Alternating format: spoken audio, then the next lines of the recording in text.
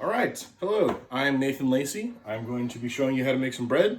This is my dad's recipe. He has made this recipe over the course of 20 years or so with, let's just call it many failed attempts, and he's come up with what I think is a very good recipe.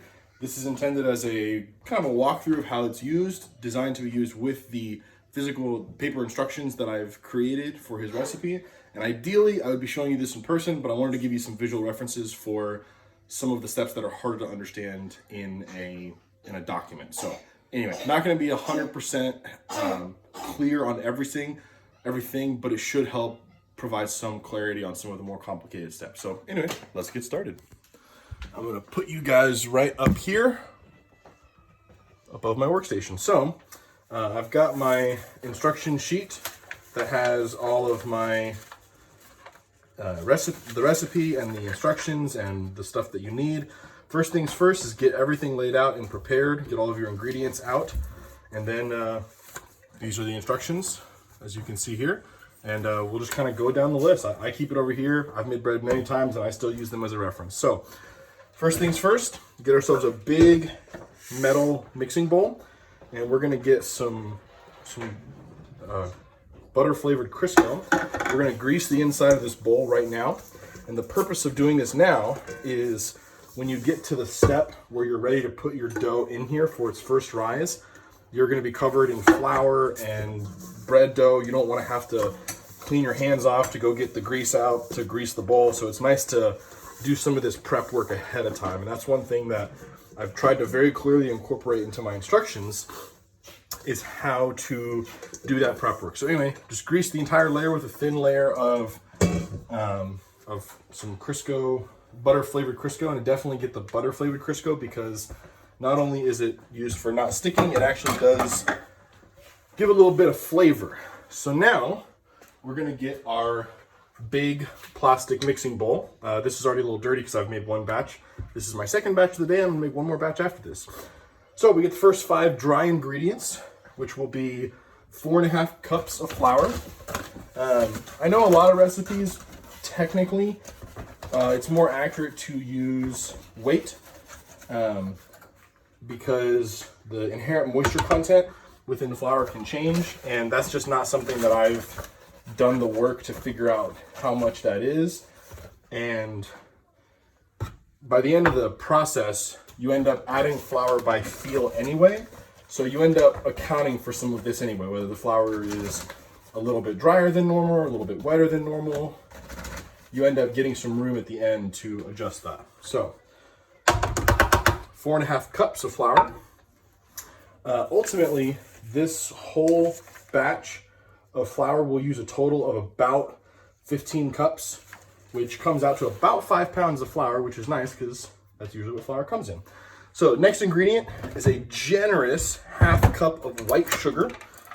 So just get your measuring cup, and it's gonna be hard to see it from up there, but it has got a very big dome over this, and then you're gonna put that in there. The sugar will act as food for the yeast. As the yeast begins to grow, it will eat the sugar, and that is how it will get developed. The next thing is 1/2 cup of light brown sugar. And ideally you do want to get light brown sugar. So the difference between light brown sugar and dark brown sugar is how much molasses is inherently in them. Mine has some clumps in here I'm breaking up first. This recipe actually calls for molasses already. So we're going to be putting molasses in it anyway. And so if you use dark brown sugar instead of light brown, you're going to have a lot more molasses in the bread than the recipe calls for, which, I mean, let's be honest, it's molasses. That's not the worst thing ever. But it will make the recipe come out a little bit sweeter than you might want. So next, 1.5 tablespoons of salt. That's that one. And that is about half. And that will finish off this jar of salt. That's perfect. That is trash. And then 2 packages of yeast. So I get these yeast. These work really well. Generally when I buy yeast, I'll buy 8 or so packets. They tend to last a while.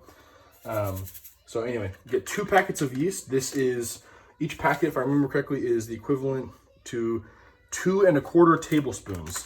So if you have a little jar of yeast instead, this would be 4.5 teaspoons, not tablespoons. Each packet is 2 1/4 teaspoons. We put 2 packets. That's 4.5 teaspoons if you're using the jar of yeast instead. Now this step freaks out people who are familiar with bread making, because you'll notice I'm putting yeast in something. Sorry, I need to get my whisk. I'm putting yeast in something, but I haven't bloomed the yeast, and there's no water in here yet either. So this is one of the many innovations that my dad came up with, because not only did he want to make a bread recipe that was good and tasty, but he also wanted to make one that wasn't a nightmare to work. Most of the recipes that he found were 1 loaf recipes or 2 loaf recipes, and the problem is whether you make 1 loaf or 2 loaves, it's about the same amount of work, and it ends up being several hours of work anyway. So he built this recipe as a 4 loaf recipe, which sounds like a lot. And when you get to the kneading part, where you're kneading the dough ball is pretty big. I'm just breaking up some sugar crystals in here that are, for my sugar, is a little bit crystallized, but that's okay. So when you get to the actual kneading step, the big ball of dough is a little bit trickier, but it ends up being the same amount of time, whether you were making a 1 loaf, a 2 loaf, or a 4 loaf. It ends up being about the same amount of time. So why not just make more bread? Because this recipe is so good, when you are done with it, you're gonna eat 1 loaf of bread the day it's made. It's gonna get made for sandwiches, and you're gonna put some butter on it and toast it and whatever. Like, it's gonna disappear so quickly. So your return on investment for time is less than awesome, we'll say. So I've got all my dry ingredients mixed in there. So one of the things that Dad came up with is, hi Jamers. I've got my boys running around as well. So if you hear them in the background, that's my little boys. Almost 5, almost 2, almost 3, sorry. So this step is confusing to people who know how to make bread, because right now the yeast is in there, but there's no water in there, so the yeast can't bloom. So this is one of the innovations that Dad came up with to help streamline the process, because blooming the yeast is another step. And yeast is so cheap, it's easy just to buy yeast when you need it, basically, and you don't have to worry about it. So what we're gonna do is, you can probably hear my faucet running in the background. We're gonna let the tap water warm up to warm. Ideally, you want the water somewhere between 90 and 100 degrees. That's like the perfect spot for yeast, but it's okay. But mainly you want it to be warm tap water. If your tap water comes out near boiling, that's too hot, and you don't want to use boiling water because it will kill the yeast. So this is another one of the innovations that Dad came up with. Warm up your tap water to where it's warm, and you're gonna add, how much? Oh, so before I do that, and this is one of the things on the instructions, while the water is warming up, and let me check it.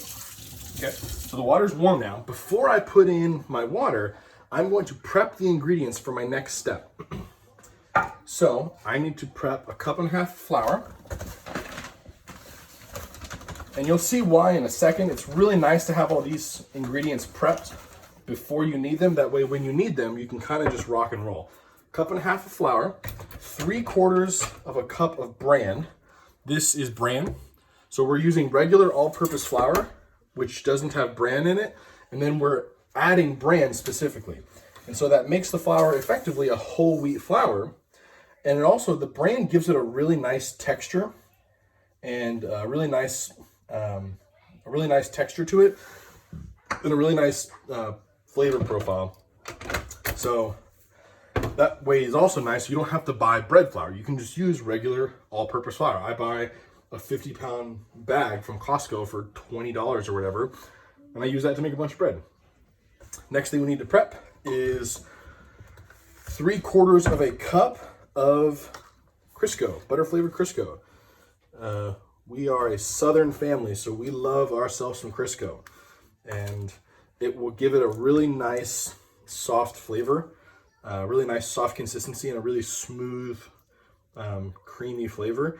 One of the things I love about this bread recipe is that it's a dense enough bread. You can really make it for, you can use it for sandwiches and stuff, but it's also got just a hint of sweetness to it. If you want to just put a little bit of toast, a little bit of butter on it and toast it, it's great just as a little snack. It's a very versatile bread, which I really like a lot. So we have prepped a cup and a half of flour. Let me scoot some of this aside. My workstation gets very dirty when I cook. Cup and a half of flour, 3/4 cup of bran, 3/4 cup of Crisco. So I've got those prepped. I'm just gonna scooch those over there. Now, I'm gonna add my 4 cups of warm tap water.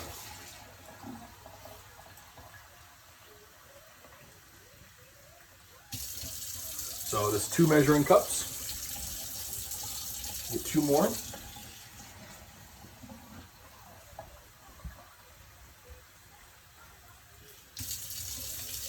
Two more measuring cups right there. It's 4 measuring cups of warm tap water.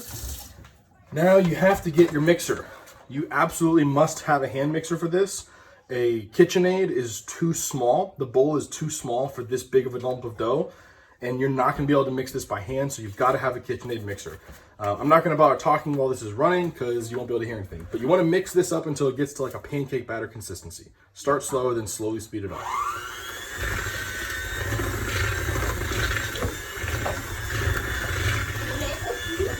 Hey, buddy.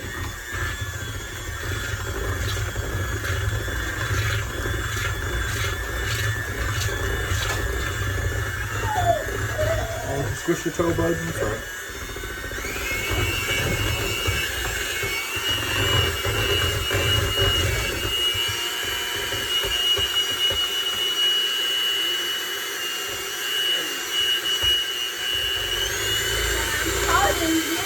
There you go.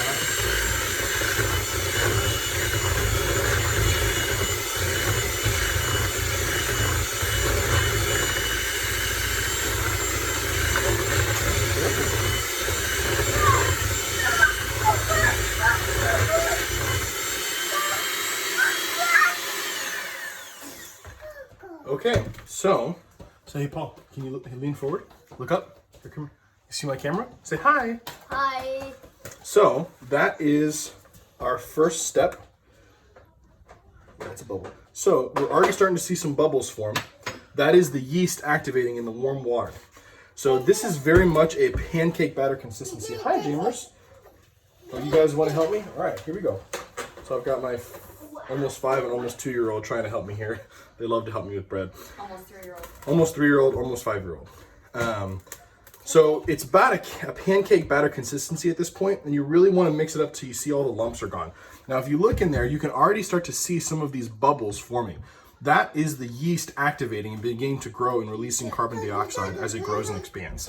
So that's good. That means the yeast is alive. If you don't see bubbles in here, your yeast might be dead. So it's possible that you had old yeast. It's possible that your water was too warm and you killed it. So either way, we've got our pancake batter consistency. We're good to go. Our next step is to, we're using our hand mixer. We're gonna take molasses and add 1/2 cup of molasses. So molasses is great because it gives a little bit more food for the yeast, and it gives it a little bit of sweetness to the bread. And it also darkens the bread into a nice, like amber brown color. It gives it a really pretty color instead of looking like, you know, really low quality white bread. It gives it a lovely color. It gives it a really nice flavor. And I mean, let's be honest, who in their right mind does not love the flavor of molasses? So we add about 1/2 cup of molasses. I don't use a measuring cup on that because it's so sticky. It's hard to get it all measured, but I use this jar. 1/3 of this jar is about 1/2 cup. So one of these jars will do 3 batches for me. Now I'm gonna mix it up until it's all smooth.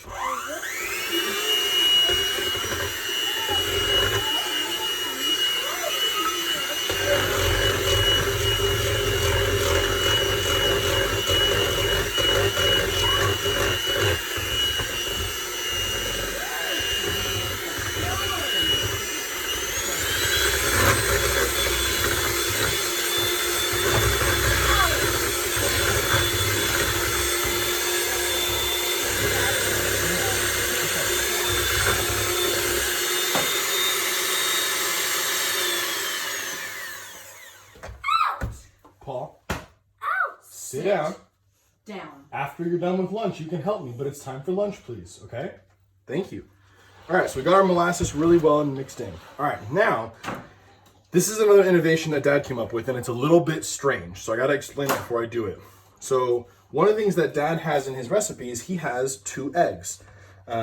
He tested it with and without eggs, and he said having eggs, it just gives it a really nice consistency. It gives it a really nice smoothness to it. Eggs are kind of a magical ingredient, honestly.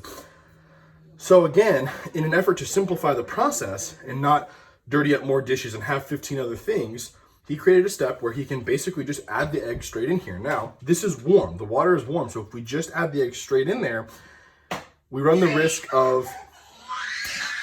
My 3-year-old doesn't want to have lunch right now. Go sit down. We run the risk of cooking the eggs if we just add them straight in. So we take our 1.5 cups of flour that we prepped and we make a little volcano.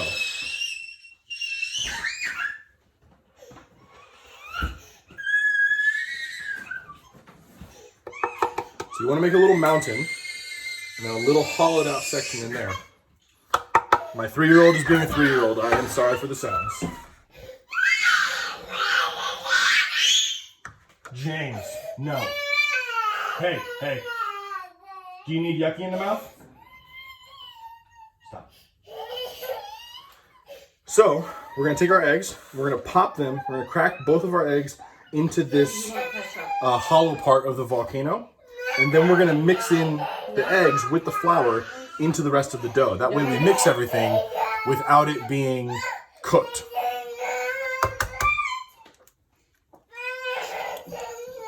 I like to very gently lower the eggs in there, because as you can see, it starts to separate. When I tell you to do something. Okay, and as soon as the eggs are in there, we put just the tip of the blenders in there to stir it up with the tip of the blenders. And as they mix, slowly begin to incorporate the rest of the flour around it. And you don't want to go full speed because you'll send the flour everywhere, but you do want to start incorporating that egg mixture into everything. And the key to this step is to do it so that you don't cook the eggs accidentally. Now, if this is something you're not comfortable with, you can always just crack the eggs in its own bowl, mix them up, and then pour them in here and then mix them up directly while they're in here. But if you do this little volcano technique, it does save you an extra dirty dish.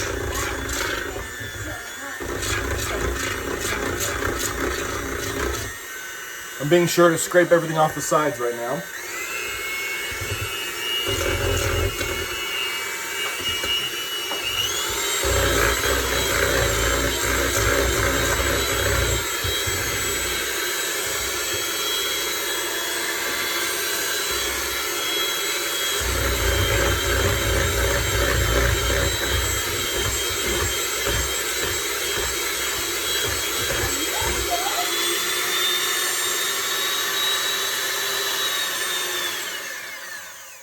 The last thing I did just there is I kept it on full blast and I very slowly pulled it straight up out of the batter. That way, as it's coming up, it's flinging off the extra bits of batter inside the bowl. That way I don't have any drippies on the end of my mixer, which is nice. So we've got our egg and our 1.5 cups of flour mixed in. Now, our next ingredient, we need to add our shortening. So we have our 3/4 cup of shortening already prepared. Take our spatula and kind of scoop out little blobs and throw the blobs in there all around it. Now, when you're mixing this part up, this is especially one of the steps where you need a mixer. You really need the mixer to have the power to be able to break up these chunks and mix it smoothly into it. So between every single one of these ingredients, your goal is to mix it until everything is smooth with no lumps. And that's what we're going for. So I've got my lumps in. I got my lumps of Crisco in there. Now I'm gonna use my mixer once more to mix them up.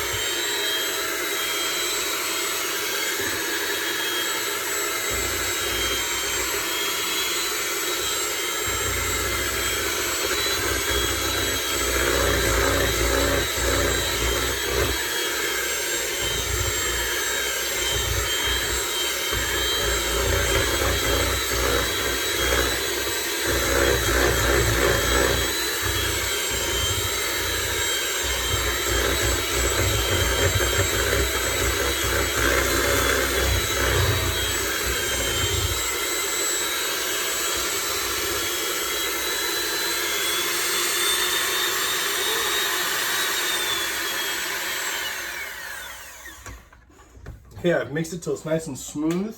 There's no lumps. We're already starting to see it thicken up a lot more. So now we grab our 3/4 cup of bran. When we add this, only add about half of it at a time.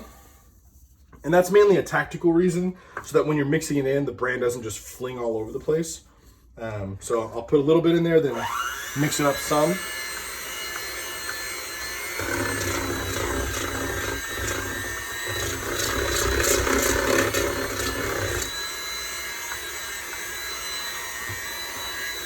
Now that I've got it semi-incorporated, I'm gonna dump the rest. And then we're gonna mix that all in until everything is nice and smooth. Again, starting slow so that I don't fling the bran all over the place. So I'm on the lowest speed right now. I want to get everything incorporated and sticky before I crank it up. And now it is, so I'm gonna crank it up.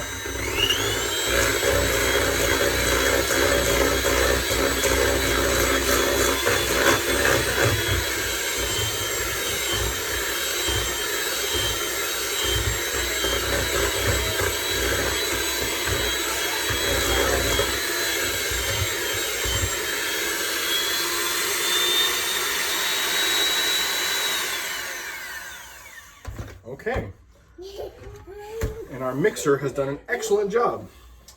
Okay, so now we're gonna add 4 cups of flour, and we're gonna do our initial mixing of that flour with a wooden spoon.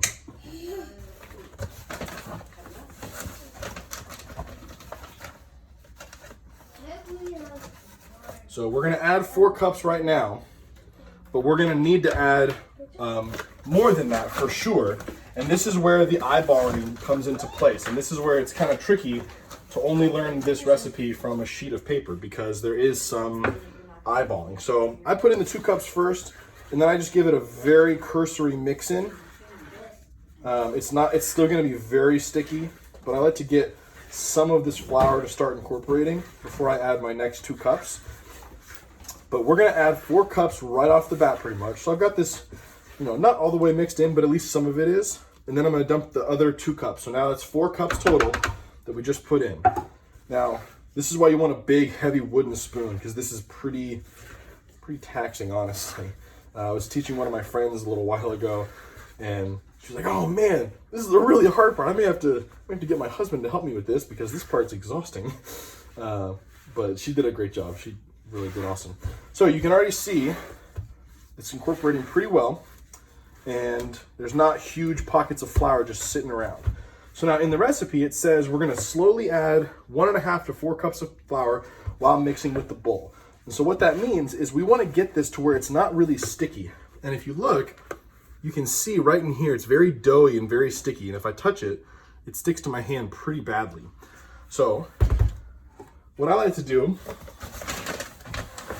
is get my big 2 cups, and I'll just sprinkle a thin layer across the entire top, which isn't much. It's maybe half a cup, maybe 3/4 of a cup, in that neighborhood. And then I'll mix that in until it's really incorporated and just kind of see where that brings me. And I'll keep doing that a little bit until I've got it where the dough isn't sticky. So what you want is you want the dough to no longer be sticking to the walls and the bottom of the bowl really bad. Right now it's still sticking pretty bad down there. And you see that's all really sticky in there. So in fact, I'm just gonna sprinkle a little bit right on that spot. And so this is where, this is the part of the process where the recipe is no longer an exact science, but there's a little bit of just a eyeballing skill. So like that whole area in there is really sticky. So I'm just gonna, again, just sprinkle a little bit in there. And we're actually looking pretty good. It's not sticking to the bottom or the sides anymore. So now we have our counter. I did clean this beforehand. We just sprinkle it with some flour. And when we take our dough out of our bowl, it should honestly just pour out.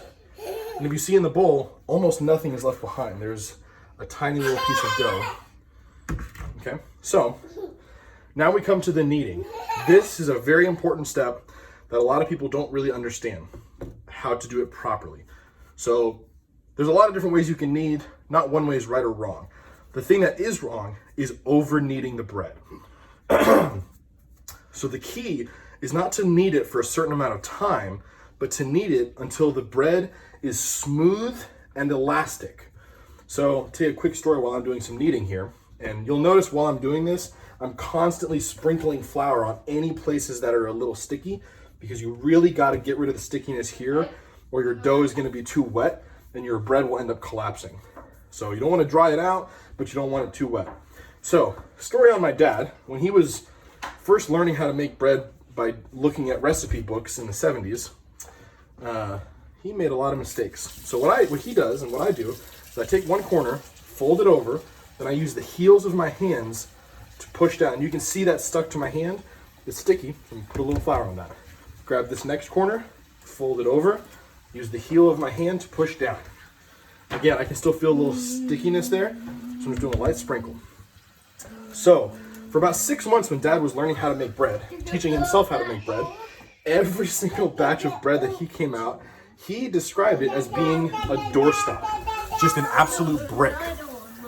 And what he found out through trial and error was that he was over kneading the dough, because every single recipe he looked at said to knead the dough for 5 to 10 minutes. And so he was kneading the dough for 5 to 10 minutes. Well, Dad's like me, he's a pretty big guy, he's got big hands, he's pretty strong, and so he was kneading the dough like he needs for 5 or 10 minutes.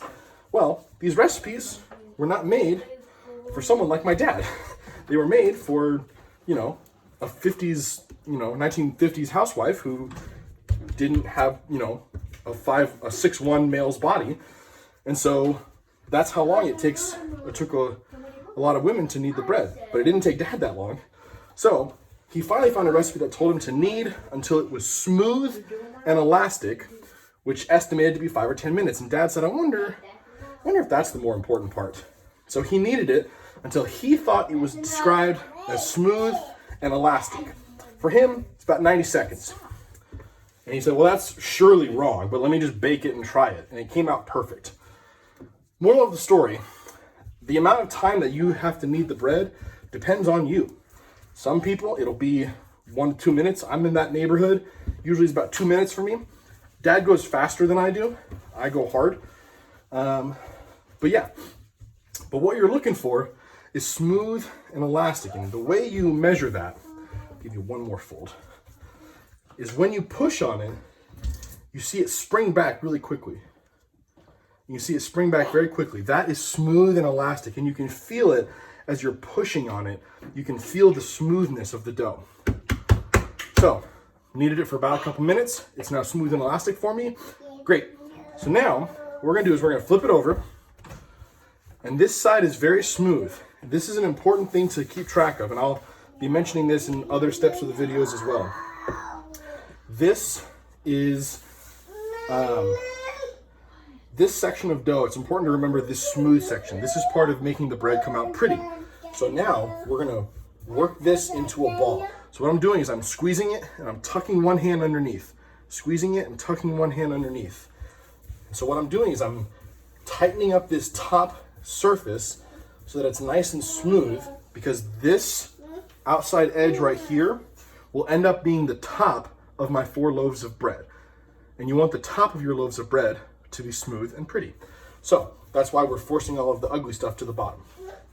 So now you see why we have pre-greased our bowl. We take our loaf of our dough of bread, smooth side down first, and you're just gonna gently push on it a little bit to get all the surface in contact with the Crisco on the bowl.